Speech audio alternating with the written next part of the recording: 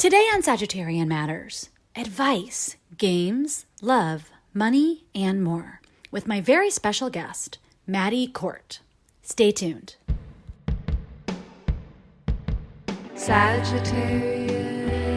Matters, Sagittarian Matters, what's the matter with you? Sagittarian Matters. Maddie Court is a writer and a zine maker. You may know her from her internet handle, Xena Worrier Princess. Maddie's new book, The Ex-Girlfriend of My Ex-Girlfriend is My Girlfriend, is an almanac of relationship advice for queer women with art and comics by Kelsey Wroten. It's a beautiful book, it's hot pink, and it's available for pre-order right now with Chronicle Books. Run, don't walk, order it now. I've personally been a fan of Maddie's advice, her zines, and her memes for years. She's a lover of rescue pit bulls, and if I'm not mistaken, she has some planets in some chart alignments in Sagittarius. Now, please enjoy my talk with new friend to the show and esteemed advice giver, Maddie Court.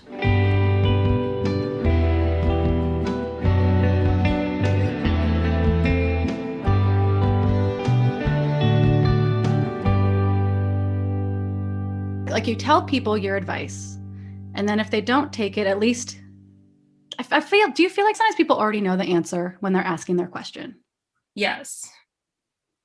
Most people know what they have to do. Like, most people know that their relationship isn't working.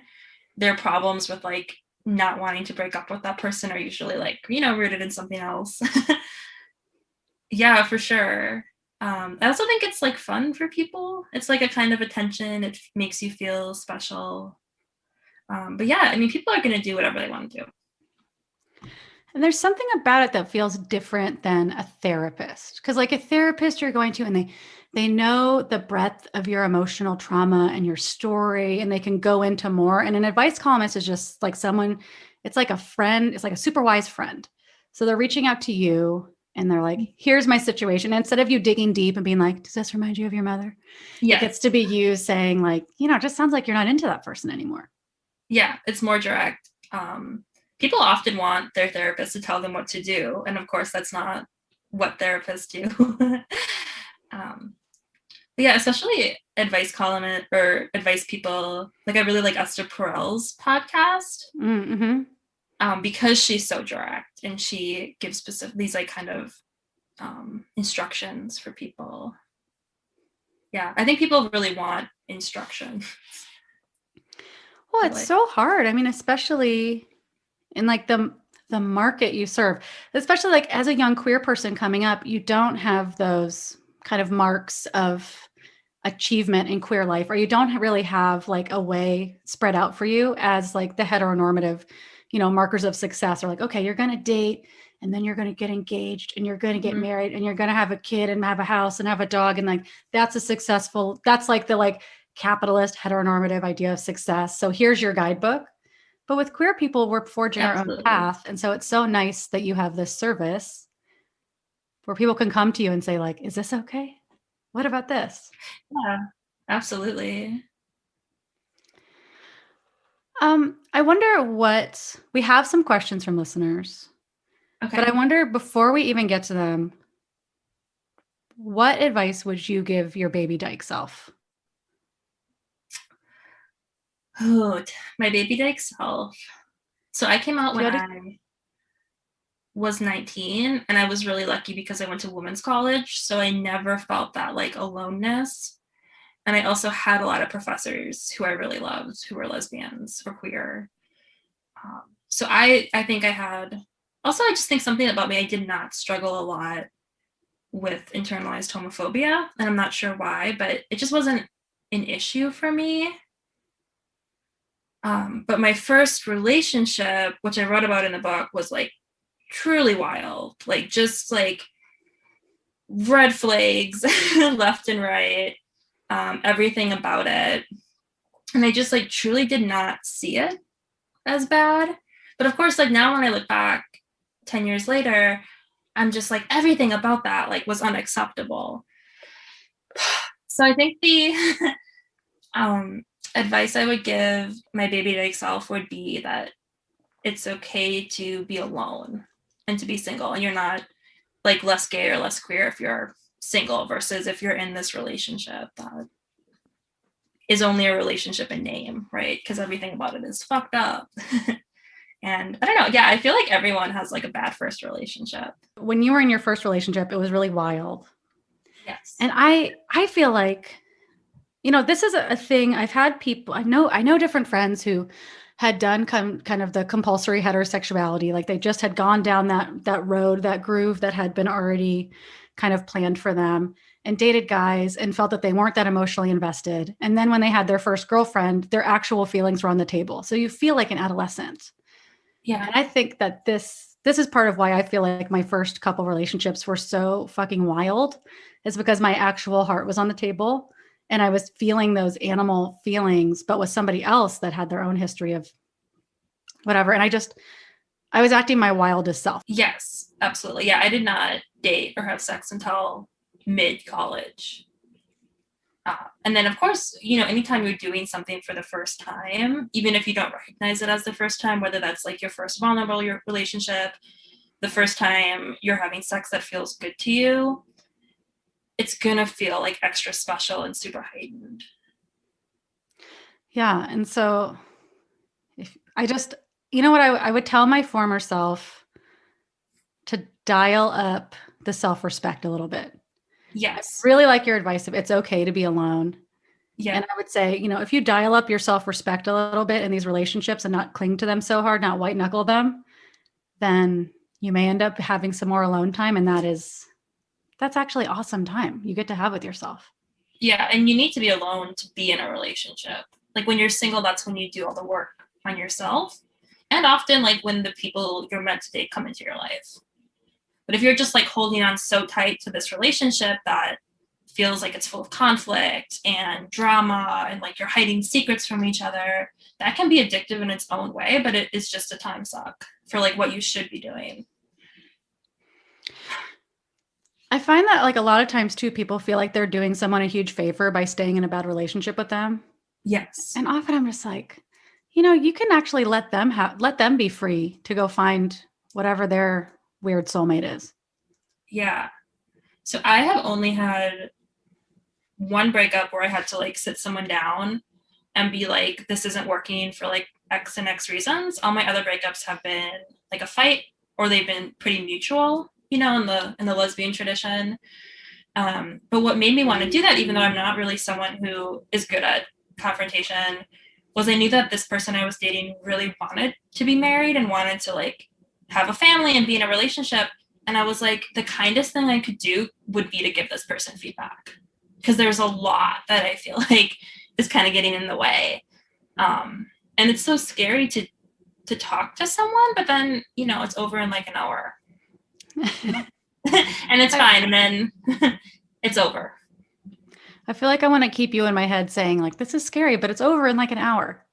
Yeah. And you can focus, like when you're in 8th grade and you're afraid to give a speech, they always tell you to like focus on the end of your speech and how you feel, you know, and that's what I always tell my friends, you know, who are afraid to break up with somebody. You like just focus on that. This is going to be this conversation is going to end. Exactly. And, you know, I'm also a pretty big component of like, if you feel like there's a conversation that you cannot have face to face, or you would be in front of someone and you would be really pulling your punches, I do think it's okay to text somebody. I don't know how you feel. I know it's controversial. I think I guess it depends. It depends on how long. I think short-term things can be solved with a text or a phone call. But, you know, for longer form things, in person feels like if I'm like Miss Manners, I feel like in person serves that. But gosh, any conversation like that is so hard.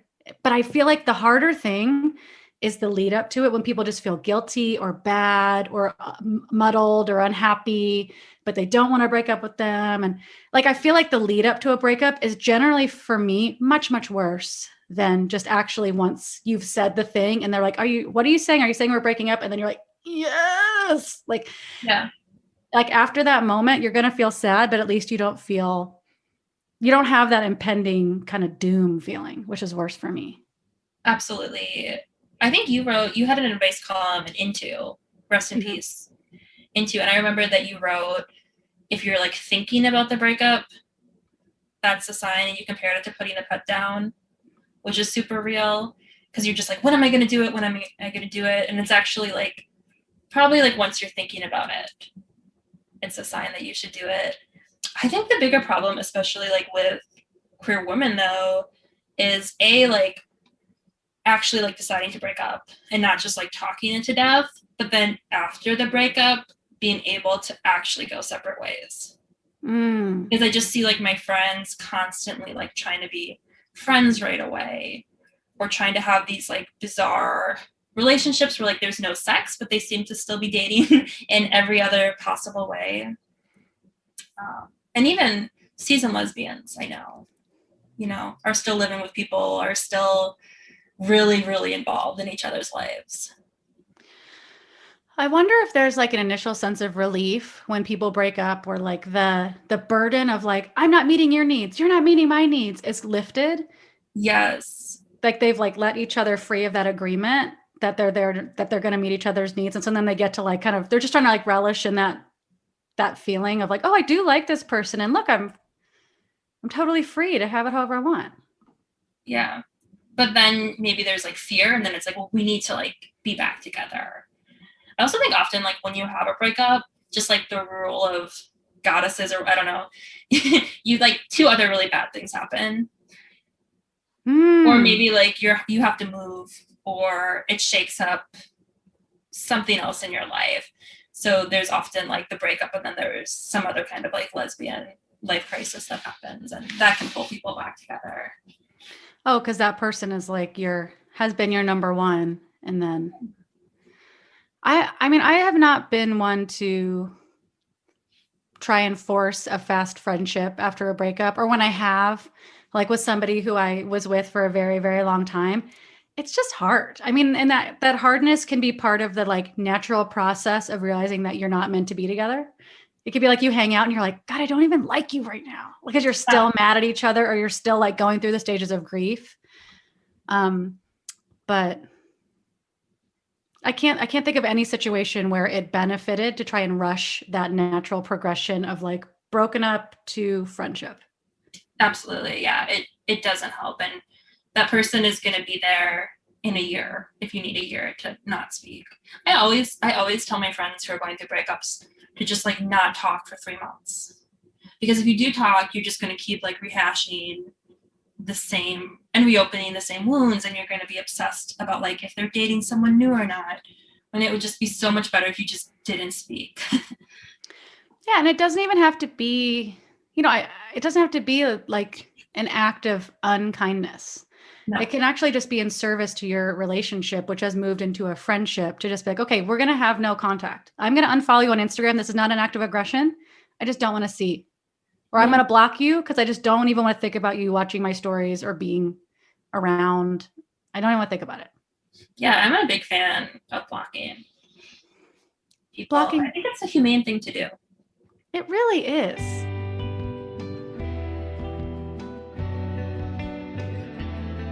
Today's episode is brought to you by Leah Engel, Emily Helmus, Shoshana Ruth Wechter, Christy Herod, and Joey Soloway. If you would like to support Sagittarian Matters, in particular producer Chris Sutton, please send $5, $5 million, that's your business, via PayPal to hornetleg@gmail.com. That's hornet like the insect, leg like its appendage, @gmail. Or, this just in, he's got a Venmo, Hell Books on Venmo. That's HE double hockey sticks books. Thank you for your support, and we look forward to saying your name on the podcast. Producer Ponyo looks forward to it too. Don't be scared. That's just Ponyo's voice. And a very special shout out this week to voice actors Will and Ariadne. Thank you for your service. Again, That's Ponyo's speaking voice. Don't be scared. Thank you, Will and Ariadne. We appreciate your support.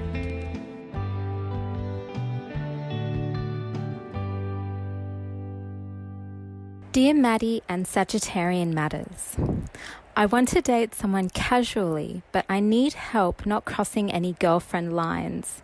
I'm guilty. Signed, Guilty in Gilroy. You have to be really upfront from the very beginning. I'm also curious for this person because I think it's different for everybody. I wonder what is a girlfriend thing and what is a casual thing. Is it like your friends who have sex, but you don't borrow money from each other? I don't know. I mean, yeah, I think that's good to like sit down with yourself and be like, what does it mean to what would it mean to me if this was going towards like a love zone or a girlfriend zone? Yeah. I wonder if for this person, if it's like time is probably for a lot of people. Like the amount of time I spend with someone, the amount of checking in we expect each other to do or feels good to us. And those are great because those are things that you can definitely tell somebody. Like you can totally tell somebody, hey, like I want to be together when we're together, but I'm not really interested in texting you all day. I think another thing that I think I personally have gotten into a road of self-delusion where I'm just like, if I just tell the person my intentions over and over, then that's all I need to do. But I think you also kind of can vibe when someone else is crossing that line, despite your protests, despite you being like, this is casual. And someone's like, okay, and they kind of just feel like maybe if they can, just stick around long enough, maybe you'll change your mind or something. So I think that those actual boundaries are really helpful. Yeah, that's true. And I also would urge anybody listening, like, if you feel like you're in something to change somebody's mind or like, just get out of that situation. You have to really believe people when they tell you what they want. I think that's like some of the most valuable advice. That's something I would like to pin to my baby dyke self. Yeah. My young self is like, just believe people when they tell you who they are and what they want.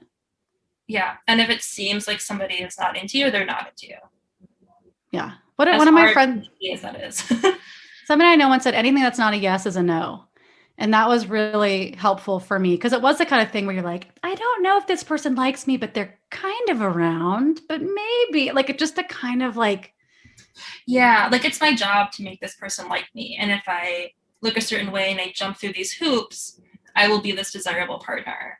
Which what this is bringing up for me is like when I was a teenager, I loved to read like 17 and YM and all of those teen magazines.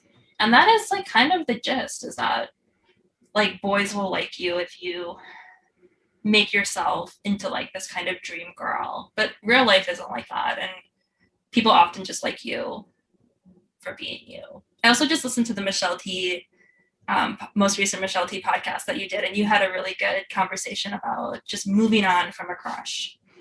Oh God, what do we say? Make a list of all the embarrassing crushes you've had over the course of your life to remember, to put it in perspective.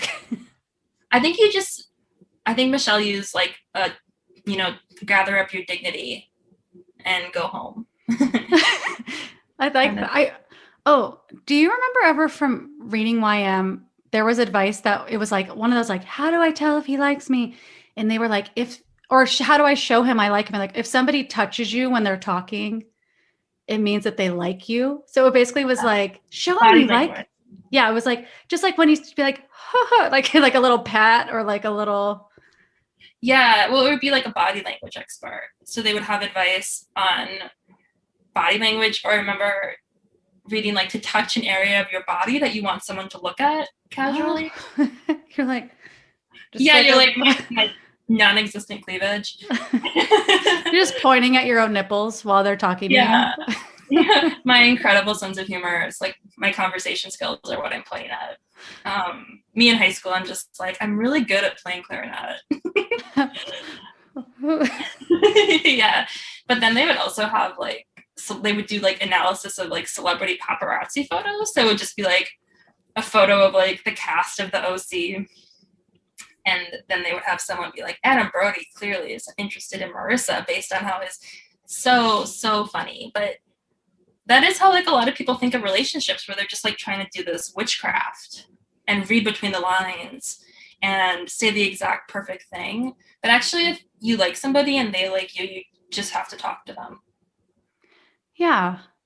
And I feel like the times where I've found myself like cycling or like like a pining, like if it's such a thing where it's not just someone's meeting you there and they're excited to get your call and they're excited to talk to you and they pick up the phone or, they respond to you. If you're having to do more pining and more work and more like self kind of like, what's wrong with me? Maybe I can do this. Maybe no. It's like, that is the time to gather up your dignity, I think. Yeah, it's not worth it. And I don't think it's always like intentional on the other person's part, but nobody should make you feel like you're at an audition. No, I remember once I heard someone say that they had been with someone where it felt like they were playing to the back of the room.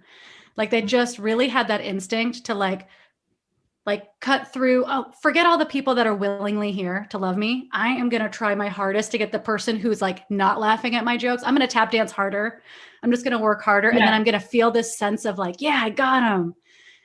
And for me personally, that's an unhealthy feeling. Like I can tell when I'm doing that. I can tell when I'm like pandering or self-abandoning to be like, if I just work harder, maybe you'll give me like a fraction or a scrap of the thing I want. Yeah. Yeah. One of the best pieces of advice a roommate ever gave to me was like, if that person doesn't text you back, they're the one who's blowing it, not you. Absolutely. At the time it was revelatory. I was like, what? Yeah. Yeah. But for this person who just wants to date casually, what I want to say to them is like, you can, communicate so clearly sometimes and people will not listen because often, people who have been socialized as women or have, experience living in this world as a woman, like do have this mindset that's like, I'm always performing, I'm like doing my tricks, and it's so unhealthy. Yeah. And it can be the more humane thing to do, as you were saying, to just walk away. Yeah. If you see that someone wants what you're not selling and they're just trying harder to get it, that's a line. Yeah. Dear Maddie and Sagittarian Matters, I met someone on Lex in the summer for a plant barter. She has a long distance girlfriend. She and I have been texting and done social distance hangouts. I could see us as more than friends, but I'm not sure if she and her girlfriend are open and I don't want to mess up the friendship thus far. What do I do? From Quandary in Quebec. I was going to say Plantasia. From Plantasia. I really like from signed Plantasia. Yeah. All right. What does this person do? Well, if you're talking to somebody, it doesn't seem weird to me to be like, hey, is your relationship open?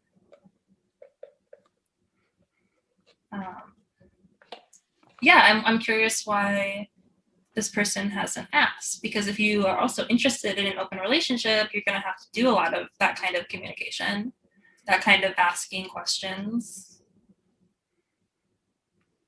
So just, get used to it. Yeah. And then if they're like, things are open, maybe that could lead into a conversation about how you feel. This feels like a classic thing, which I know you touch on in your book, of people getting a crush on a friend and then not wanting to mess up the friendship by saying this thing. What is your general advice for that situation, which feels so universal? And it might be the same as your advice for this situation. So you cannot pretend to know how other people are going to feel. And I also think like the sense that if you have a crush on somebody and they're just like, I don't like you back, like it's not like that for me, that feels like straight culture, that would ruin your friendship. It feels like this kind of like prescribed way that people behave. Whereas if this is like a somewhat semi-decent human, which I assume, people who do plan exchanges, they're probably, good, kind people. She's probably just going to be like, I don't feel like that, but it's okay. And I would like to be friends. If I told someone, like, if I told a friend, hey, I have a crush on you, and they were a dick about it, I would just be like, I don't need this person in my life. It's also, I think, sometimes tied to like internalized homophobia and feeling like creepy for liking your friends, which you're not at all. I agree with you 100%. I mean, I think the only reason why this person, if they are of the way that I think they are, the only reason why they would feel creeped out or like, oh no, would be if you acted like very like mopey, pushy, pouty. Mhm. You know, if you're like, I guess I'm just not good enough for you. Like if you like put on a whole song and dance, like some theatrics about your unlovability or their Or like, problem. this makes things weird. I can't be around you because you said no to me. That Yeah. feels very dude.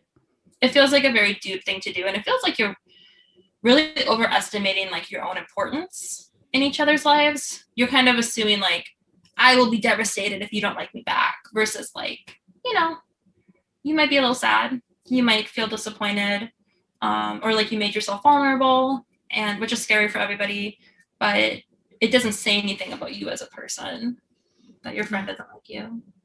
Oh my God. Like the advice of my life that I just still have to, I feel like I need to carve it into my hand like Harry Potter, is just like quit taking it personally. Like it is so easy for me to take other people's perspective of me, other people's reactions and responses to me personally, and to be like, that must be the truth. Forget anything I know about myself. This must be the truth. What this person I've known for 3 weeks from a plant exchange is saying about me. Absolutely. Well, and we tend to dwell on bad experiences, right? And like the rejections that we have versus all of the other people in our lives that we're happy about. Oh yeah. Also, yeah, I think the stakes are higher during the pandemic because it is a bigger deal to meet up with people. And I think a lot of people are realizing how important their relationships are to them. So I do feel that it can feel extra heightened during a time when like you're not allowed to date technically, or dating is, there's a lot of rules for dating. I understand feeling more like I can't lose the relationships that I have. I can't mess with my budding friendship / crush on someone. Dear Maddie and Sagittarian Matters, how do I meet queer friends in the real world after the pandemic if I don't like going out? From Lonely in Lancaster. I think you have to do activities with people that are reoccurring and structured. Just like I know for me, like when I go back to Philadelphia, the people that I want to see are people that I worked at a coffee shop with, or people that I volunteered with. I don't personally like, I do sometimes enjoy going to a bar, but I don't meet people at bars. Maybe I'll like talk to like a stranger, but I'm not like, here's my number and now we're going to text each other. I don't think that's how most people meet. Most people meet through friends of friends or through work or some kind of, I guess, like volunteering. I always try to tell people to make friends through volunteering. I can't tell how many people actually take me up on this as advice, but that's been the easiest way. And I know that you say this in your book, and this is like a very common question, is how do I make friends as an adult? But for me, it is like that. Okay, here's a cause that I know we both care about, and we both care about it enough to give up time for it. So that's like showing another kind of person you are. And I like the recurring thing. As a workaholic, I feel that sometimes like if I have like a project to do with somebody, I will be sure that we're going to have that plan and that our friendship will continue. We'll be able to see each other without like spontaneously like, you want to hang out? Yeah. I also think that people get embarrassed because they're like, oh, it's so pathetic that I don't have friends. But actually it takes a long time. Like, I think if you move someplace new or you're in some kind of situation where like you just don't know a lot of people, I think it takes like sometimes 3 years to feel like you really have a community somewhere. And that doesn't make you a freak. It just means that other people are super busy and people are really into their partners. And I'm getting to the age where like people are starting to get married and really lock down. And I do feel like it's harder to meet new people. I've had times where I just felt really, even though, you know, and this is like, it's cyclical. Like this person, don't forget that you already have friends that exist in the world. But like, for me, it's been like, sometimes there have been times when some of my very best friends were all locked down in relationships at once. And then I was like a single person being like, you want to hang out? And like, oh, we're staying in tonight together. do you want to come over and do this? Oh no, sorry. I mean, we need to have our weekend together. And it just felt really lonely. And so then I had to kind of look around and be like, who are the friends I'm taking for granted? Who are the other friends that are in my position of being single and or available to hang out that maybe like, I was like, no, I want this harder. I want this other person. Like, it's like that kind of like just awareness and then acceptance. Like I'm accepting these people have another priority right now. And then action, like, okay, well, what am I going to do then? Yeah, absolutely. I mean, I'm taking this person's question a little deeper. They're just like, come on, just tell me how to meet some more queer friends. Do something that has to do with social work, social justice, social work. You're going to find queer people. Yeah. And I think that it could even just be as easy as like volunteering to chop vegetables in a kitchen. Mm-hmm. What do you think about book clubs? About book clubs? Yeah. Well, book club is a really good idea. Like either just like reaching out to somebody, like seeing if there's already a book club you could join or starting a book club in your area. Yeah. You could put up a poster at like a feminist bookstore. Yeah. Anything that is structured and you have something to talk about will bring out a lot of people who, because I assume if you don't like to go out to bars, you probably don't like unstructured time around people and you probably don't like to drink. And that's totally fine because lots of people are like that. And those people want to go to book clubs. I've also seen a lot of ads of people starting book clubs on Lex. Oh, cool. Yeah. And it's not, and it's not like a snobby thing. I like things that kind of take away the pretension of like a bar or a show or like a thing, where like, I just like something that just strips it all away. And it's like, oh no, anybody can come here. Anybody who's willing to do this nerdy thing can come nerd out with this group of other people. Yeah. I would also say doing TV viewings. Maybe if you live in a warm place, you can do it outside or post-pandemic. But yeah, TV is also something that, like, I love to go watch a TV show weekly. That's something that I've really been, like, longing for.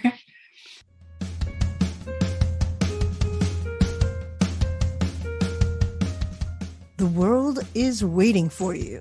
And it's a gay-mazing world. I'm Karen Tongson. And I'm Nicole J. Georges. And we're the hosts of The Gay-Mazing Race, a new limited series podcast about the amazing race, your favorite reality competition show from an LGBTQ point of view. We are going to talk to gay-mazing guests, including Oswald Mendez, Team Guido, the Married Lesbian Ministers, and more. Plus, we will learn behind-the-scenes gossip, trivia, we'll talk about gay villains, the closet, archetypes, processing challenges that we just can't forget, and more. And beyond that, you'll also have a gay-mazing soundtrack scored by the Kaya Wilson. This music has been described as Enya-esque with Druidic energy. So listen to us, The Gay-Mazing Race, wherever you get your podcasts. The Gay-Mazing Race, the Gay-Mazing Race, the Gay-Mazing Race. Do you have favorite questions, or do you have questions that you wish people would ask you that you have a lot to say about? Oh, I wish people would ask me questions about money and relationships, and nobody ever does. There's one question in the book about someone who has found themselves in a situation where they're supporting their partner and they feel like they didn't really agree with it and they're not sure if they have a right to be angry. But I feel like money is so emotional. Everybody has a different relationship to it. It's like often rooted in trauma and class and all of these messy things. But nobody ever asked me questions about money. What, can I ask you a question about money? Yes. What should I ask you? I want to ask you like how to deal. Do you have advice on how to deal with money in a partnership? Or how to approach talking about money in a partnership? I think it's a really healthy thing to sit down and have a conversation that it's just about money. Because it kind of helps you focus on like just that one thing, whereas often money, like for me, I know I'm always trying to like slip it in to another conversation. I have a lot of anxiety that like if somebody pays for dinner or they get groceries, they're going to be mad at me or they're going to like secretly resent me for covering that. And I never want that to be a thing. I don't know. Do you, Nicole? It's hard. Well, I feel a couple ways about it. I have that kind of anxiety too I have an anxiety of like, I want to make it right. I want to make it square. Yeah. So like if somebody, Like, I remember I had a long-term partner I lived with, and I remember they would get annoyed almost that this was not a time of Venmo where you can just be like, click, I just paid you back for dinner. I would like straight up get out my laptop and get on PayPal and start like just interrupt whatever we were doing and like pull out a damn computer and start like PayPaling them money to be like, oh God, I got to pay you back for this thing.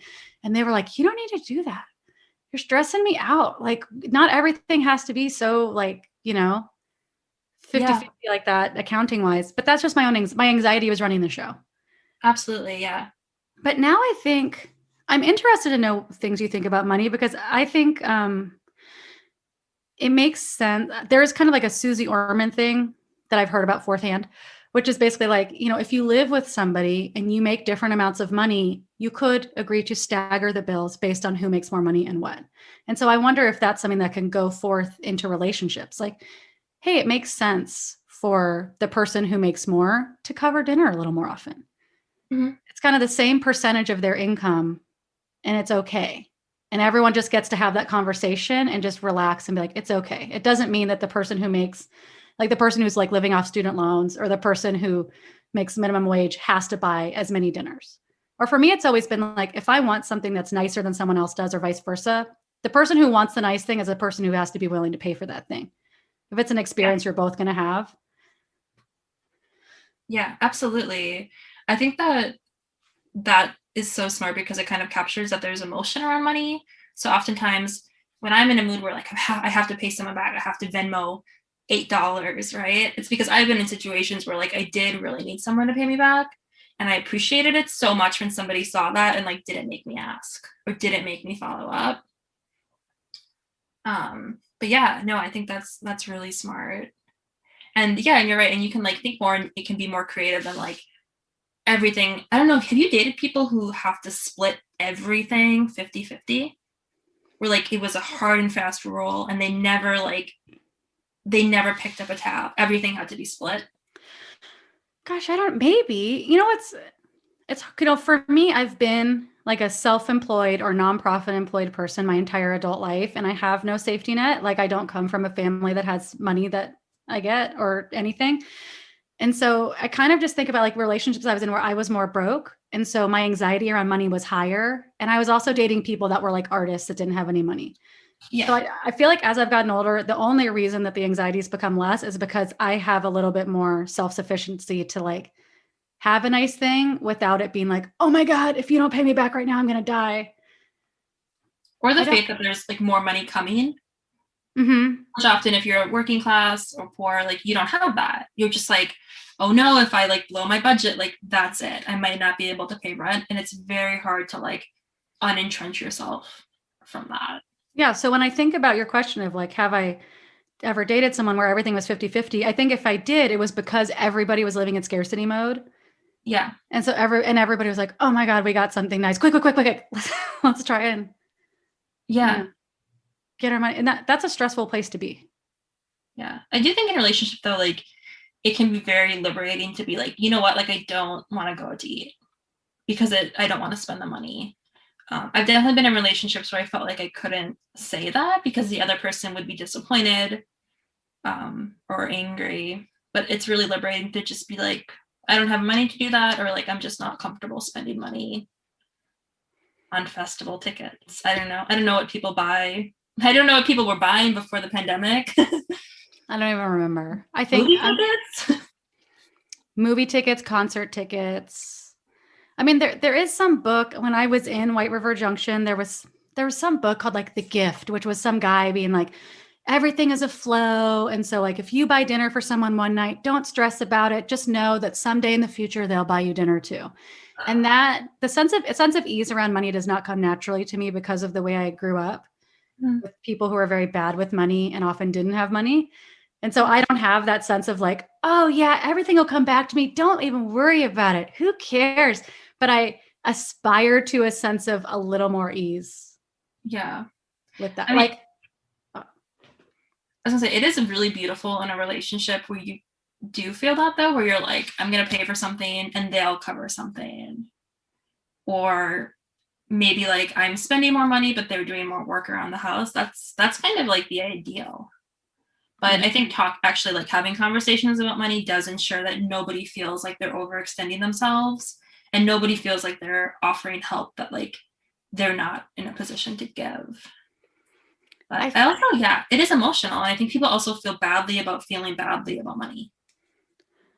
Something that I really have only gotten into in the past maybe 5 years is gratitude lists, which sounds very gay. It's just like a gratitude list. But I think it's important when thinking about your relationship with your partner, and if you're getting a little bit like keeping score-y or like who's doing what, is to have like your gratitude list. Like you may have your resentment list already, depending on like your attachment style or how you feel or your anxiety, like where you're like, they didn't pay for this or they didn't pay for that. But then if you sit down, you're like, what do they offer this relationship? What do they bring? What are the other ways that they're showing up for me and that they're providing for me that are not like, giving me the electric bill on time? Or that's a bad example, but what are other ways that they're showing up for the relationship? Can I accept their other love languages or their other kind of like bids? Yeah, absolutely. Yeah. Yeah. And I think just fostering a sense of like there not being like shame around money. Oh no. I mean, it's so hard. I feel like when you start to talk about money, you often tap into so much. Yeah. I mean, like you were saying, people have like their entire lineage, their family's history with money, what it means for them to have money or not have money as someone who came from that lineage. Mm-hmm. Yeah. Oh yeah. It's often like you're often going to learn about somebody's traumas. The time you like didn't get a yearbook in elementary school because your parents didn't have money and you felt embarrassed. All of these awful things. Maddie, is there anything else is there any last parting piece of wisdom that you feel like you want to tell young queer people of the world or just queer people of the world? Ooh. Well, one cool thing about quarantine is that I've been getting a lot of questions from people who want to make zines or are like trying to become writers. And maybe they have more time to think about that. And I think my advice is to like just do it and to not be so afraid of what other people think. I don't know. I don't have any like specific advice, but when I get questions like that, I'm always just like, yeah, like you should make a zine. You don't need anybody's permission to start a newsletter or start a podcast or start a zine. And it doesn't have to be good, right? Don't even worry about the G word. No, it just doesn't even, it just gets to exist. Yeah. But yeah, there's just like so much anxiety that people put on themselves. And I do it too, of course, where I'm like, me too. I'm like, the thing that I'm putting on the page is not the thing in my head, so I should just quit. Oh yeah. But it's just, I think it's a practice to like get to that point where the thing coming out of you is closer to the thing coming out of your head or the thing in your head.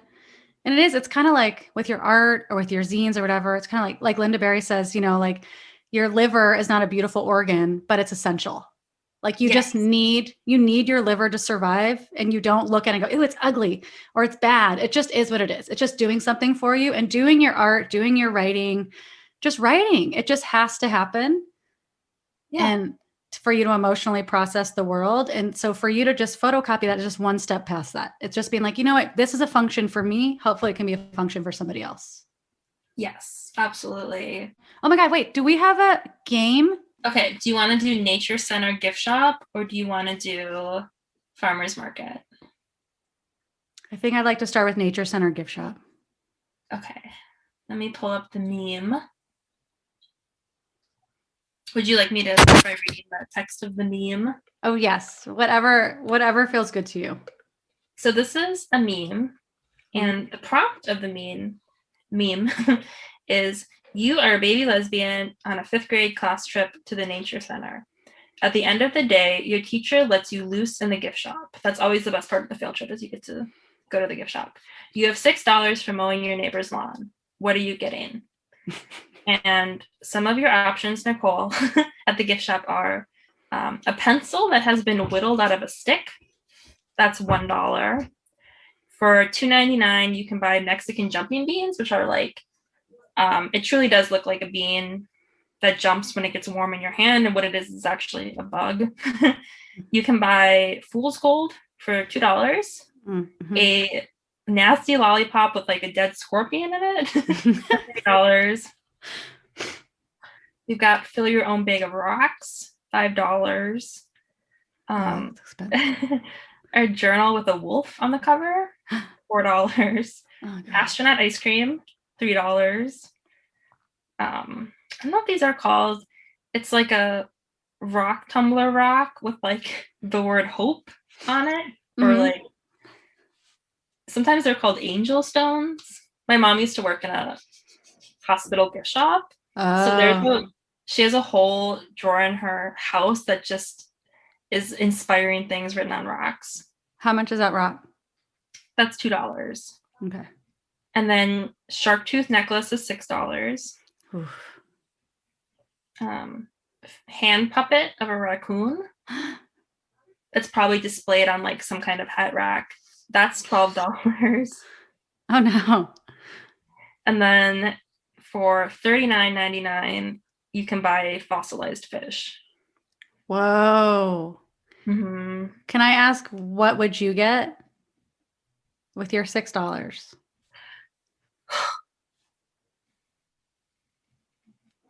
What would I get? You know, this is hard because it's never like the ideal amount of money that you have. And when you're a kid, you always want the thing. Like I probably really wanted the $12 hand puppet.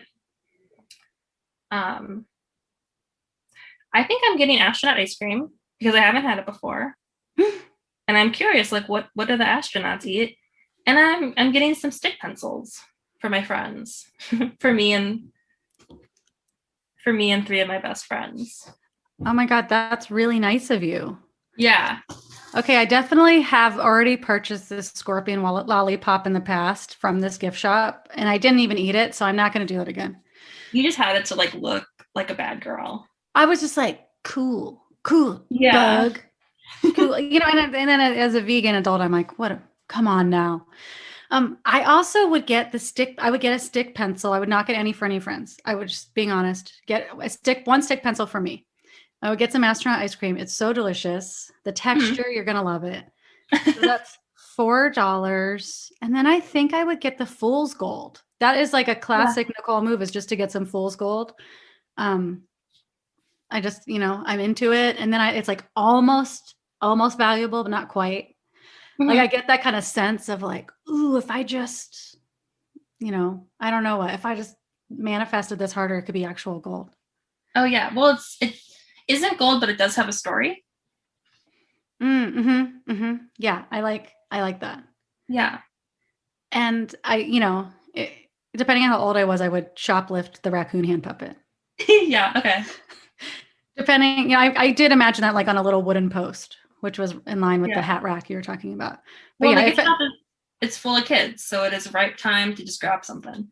I mean, if I was like a little older, like if I was like the teenager who was there, if I was like the teenager that was their chaperone or their helper, I would definitely have stolen that puppet at that point in time. Yeah. I'd be like, you kids look over there. And I'd be like, give me that fucking puppet. Oh, can we do farmer's market? Yeah, we should do farmer's market. Okay, let's do farmer's market. Hold on, I got to make notes so I can make sure my budget stays intact. Okay. Yeah. All right, farmer's market. Okay. You are a lesbian at the farmer's market. You have $22 in your pocket. What are you getting?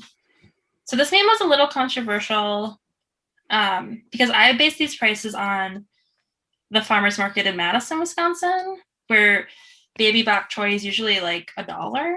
I think because there's a lot of it. There are a lot of Hmong and Laotian farmers, and I think it's something that they grow, so it's not scarce. But somebody told me that in Portland, it's normal to like pay $5 to $8 for bok choy. $8? Jesus. Just so you know, these prices are maybe different from the farmer's market in your area. Okay, so things that you can get at the farmer's market is a freaky heirloom Goth tomato is $3. Mm-hmm. Ground cherries, which I've called mystery snack, are $5 for what I imagine is like a little crate of them. Baby bok choy, $1. Baked goods from a cult, that pie is $8. And then I have the excuse me, do you have a moment for gay rights? That's $0 because you can just walk past, or you can donate up to $100. That's nice. Then we've got Malabar spinach, which is $3. pumpkin, $5. Iced coffee, $8. Damn it. And you know it's all ice. $8? $8, and you got to wait in line for it too. Oh, so there's a time commitment. Then we've got bittersweet runnin' with an X, $0. We've got cider that could honestly take it down a notch, $8. And then we've got kohlrabi party, and it's $6 to party with kohlrabi. And the last item at the farmer's market is upcycled local art object, $10. And that's pictured as a frog that somebody has made out of utensils. I know at the Madison Farmer's Market, there's like a lady who makes jewelry out of spoons. So she was my inspiration with that. Wait, what does it mean to party with kohlrabi? That means you get free kohlrabi. Oh, okay. All right, let me look at this for a second.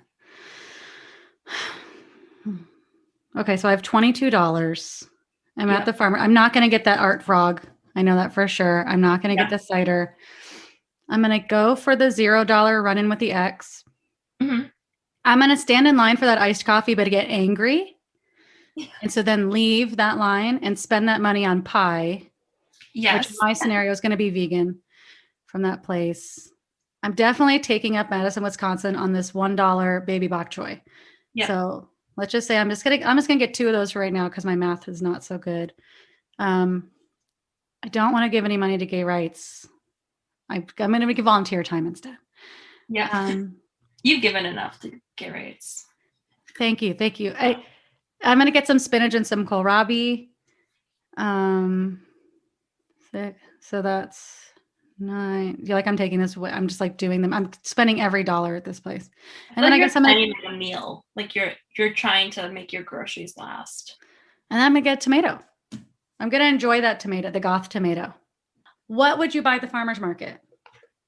Okay. I honestly, knowing myself, I'm getting the pie, and then I am getting 2 iced coffees. Because I like your probably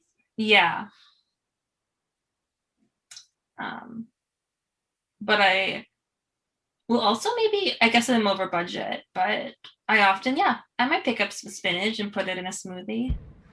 Oh, hey, that's nice. Yeah.